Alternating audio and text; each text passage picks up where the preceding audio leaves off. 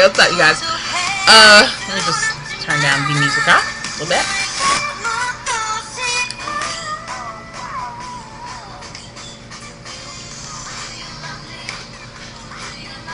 Anyway, we're gonna have a little soundtrack in the back because I live for this song right now and I can't turn it off. So here's the deal.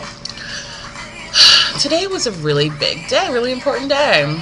I went to the Boston Medical Center for my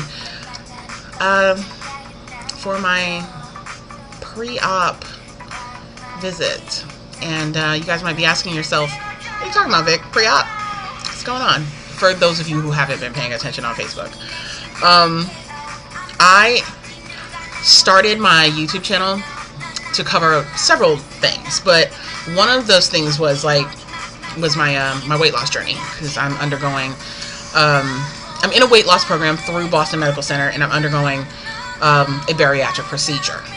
August 20th is my surgery date, and I'm getting one of 3 surgeries. So most people are familiar with like lap band and gastric bypass. This is a different procedure. It's called a sleeve gastrectomy or gastric sleeve. And the only difference between a gastric sleeve surgery versus gastric bypass is that there's 2 differences. There's 2 really big differences, actually. First of all, they don't move your intestines like they do when you have gastric bypass, because that's like the bypass part. And they don't leave the rest of your stomach in there. That sounds really gross when I say it like that. Anyway, so yeah, they're gonna take that out. So it's like a permanent thing. Once you get it, that's it. I've been researching and going to like seminars and taking notes and doing all this other stuff for like 2 years. So this isn't something that I just decided like, oh, I'm not losing weight, so I'm gonna go have surgery. First of all, I've been overweight since I was like 9, and it's just progressed gradually up to now, age of 28, where I, at my heaviest, was 427 pounds. So yeah, I mean, I'm not that at the moment, but I'm not that far from it either. I was required by my surgeon to lose 30 pounds in order to qualify for the surgery, and I couldn't schedule my surgery or even like ask them to run the insurance until I lost the 30 pounds. Now, I've been at this for about a year trying to lose 30 pounds and like maintain that weight loss. I had to do several different things before we got to that point, before we got to the point where they asked me to lose the weight. And one of them was, of course, starting off in the program, you have to go and find out what it's all about. And then you're required to do a consultation with the surgeon and decide on the surgery that you want. From there, they require you to go to a dietitian, a nutritionist, a therapist, and 2 support group meetings, because they have a support group, I believe, every week, but you only have to go to 2, and they're all on different days at different times, and you just do what works for you. And there are people who are pre-op and post-op, so you get to learn about both sides of it, like what people are struggling with, what worked for them, what didn't work, how they feel after surgery, and what the struggles are, and what gets easier, and what's normal after surgery, like all those things that you wonder about, and you can get like first-hand accounts of. So I went to both of my required support groups because I live about a 30-minute drive from Boston, so and since the car isn't mine, I have to just kind of take what I can get, and you know, that's that. But aside from that, so I did all those things, did everything that was required of me, and then all that was left was to lose the weight. So I tried to do it on my own with no help whatsoever, and that didn't go very well, because I was losing like 1 pound or 2 pounds at a time when I would go in for my weigh-ins. So we discovered that I have a hypoactive thyroid, and so I had to to get on thyroid medication. Also, I have high blood pressure, which is kind of to be expected when you're this heavy. So we took care of that with some medication as well. Then I received from my nutritionist a prescription diuretic, and that actually really helped because I wasn't hungry. It's very helpful actually when you're not hungry and you don't eat, and you don't get those cravings, because when you're hungry you'll eat anything pretty much, and you want all the bad things. So one of the major steps was keeping the bad things out of the house, which proved to be a little difficult because I live with other people and they want the chips and they want the cookies and they want the yada yada yada. So I use the example of an alcoholic. You should have self-control, correct? Yes.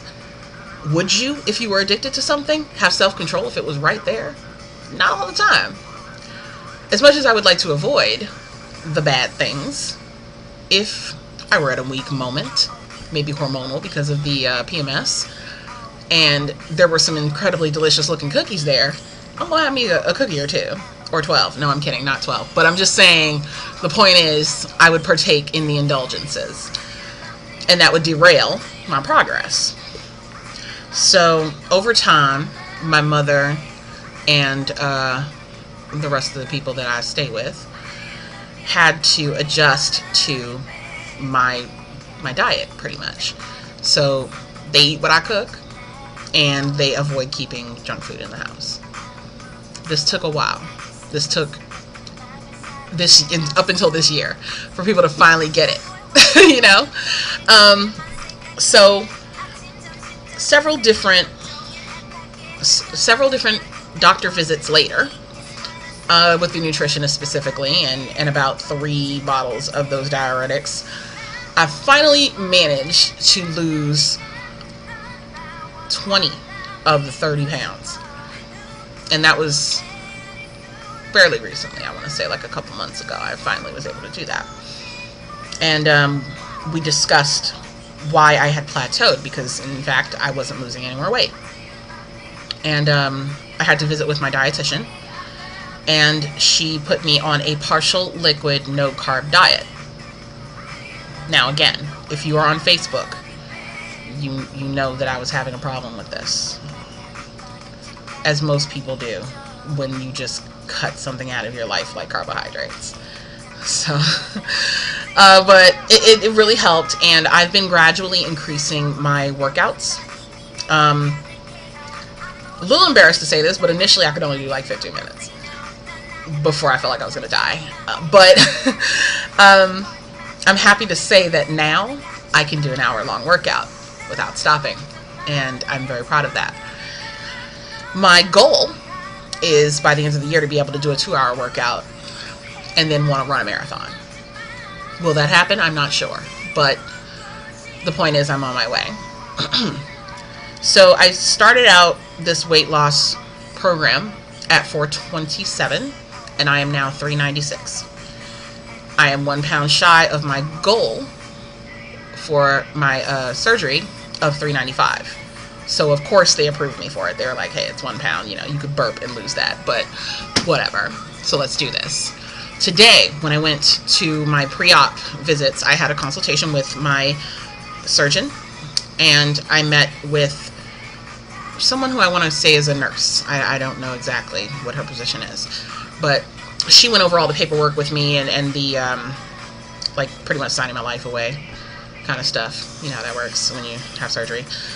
And I had some blood work done, vitals checked. They want to make sure that you're as healthy as you can possibly be. I met with an anesthesiologist, and I had a gallbladder ultrasound. I still don't know why. They explained that to me, you guys, but so much happened today, and I was gone like ever since about 12 o'clock, and it is now approaching 9, and I just got home like an hour ago. So I've been gone all day, and I just don't remember what the gallbladder ultrasound was for. But I went to 3 appointments today, And I received a lot of information, so I'm just going to summarize because I have about 5 minutes. So I have to do a little bit of specific grocery shopping, because once you have the gastric sleeve surgery, you have to be on an all liquid diet, and like semi-liquid substances like Jello and pudding and whatever. You have to be on that for like, I want to say 6 weeks. And then you can move into slightly more solid food, I believe, yes. So I'm going to be on protein shakes and yogurt, and lots of water, of course, lactate milk, pudding and Jello, as I mentioned, and I have to make sure that whatever, like tomato soup as well, like just liquidy stuff. That's all I can eat. Also, I will be taking calcium and vitamins and like all that stuff for the rest of my life, because of course, because my stomach is so small, I'm not going to be able to have the proper nutrition on a regular basis. There's going to be days where I forget to eat at certain times, or because my desire for food, like my hunger, is going to be gone. I have to deliberately eat now, which I don't really feel that bad about. I wouldn't say I've struggled with my weight, but it didn't really become a problem for me health-wise until about 5 years ago, when I stopped being an active person. I moved to the suburbs and didn't have to walk and live life the way that I did when I was living in the city. So yeah, that had a huge effect on how my body carried my weight. Before that, I never really felt fat. I mean, there have got to be some people out there who can relate to me on that. Like, even though you're a big girl or a big person, you live your life in such a way that you don't really feel fat. It doesn't hinder you from doing anything.